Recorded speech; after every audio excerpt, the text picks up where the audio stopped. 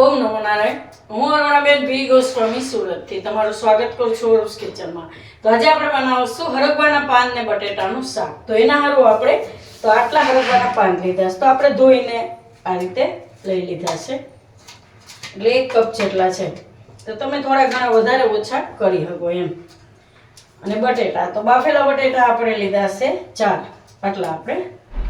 અને લીલા મરચાં થોડાક આપણે તીખાસ માટે, કે આપણે આમાં લાલ મરચું નહીં વાપરીએ, ખાલી લીલા મરચાં જ વાપરશું. અને લીલા ધાણા આપણે થોડાક લીધા છે. ને મસાલામાં આપણે જીરું લેવું વઘાર માટે, અને હિંગ ને મીઠું, અને થોડીક આપણે હિંગ નાખશું એમાં. તો તેલ આપણે પહેલાં જ ગરમ મૂકી દીધું છે.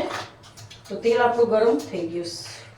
તો એમાં આપણે નાખશું પહેલાં જીરું અને મરચાં અને હિંગ. હવે આપણે એમાં નાખી દઈશું આ પાન.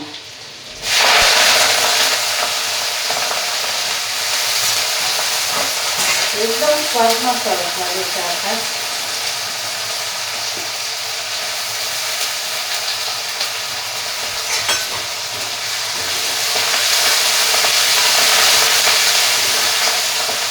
પાન છે થોડીક વાર આમાં પાકવા દેવું તેલમાં. તો પાનને આપણે થોડીક વાર આમાં આ રીતે પકાવી લેવાનું. એકદમ સરસ થઈ જાય, જે રીતે આપણે મેથીની ભાજી પકાવીએ એ રીતે. હવે આમાં આપણે નાખી દઈએ મીઠું સ્વાદ પ્રમાણે.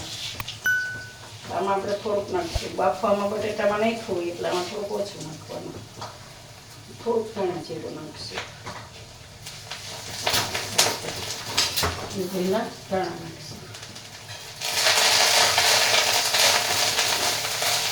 હવે આપણે નાખીશું બાફેલા બટેટા.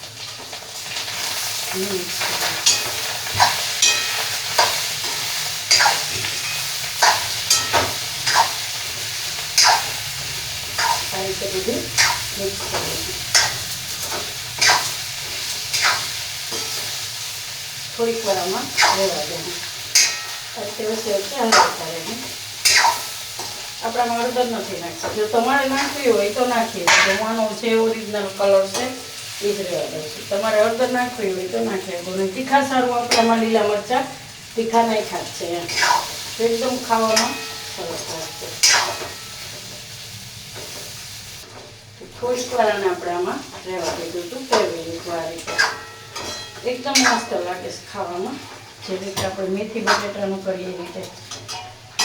ગેસ બંધ કરી દેવું અને કાઢી લેવું.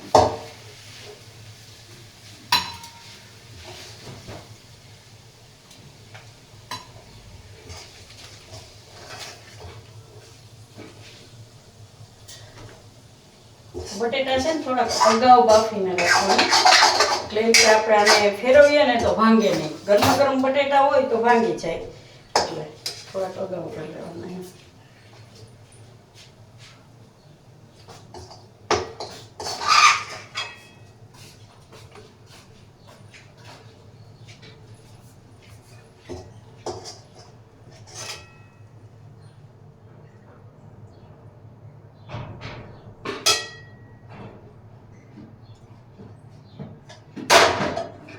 તૈયાર છે આપણું હરગવાના પાન અને બટેટાનું શાક, કે તમે સૂકી ભાજી કહી શકો એમ. તો જો તમને મારી આ રેસીપી પસંદ આવી હોય તેને લાઈક કરજો, શેર કરજો અને મારી ચેનલને સબસ્ક્રાઈબ કરજો. અને બેલ આઇકન દબાવવાનું ના ભૂલતા. કમેન્ટ કરીને કહેજો કે તમને કેવું લાગ્યું આ બટેટા અને હરગવાના પાનનું શાક.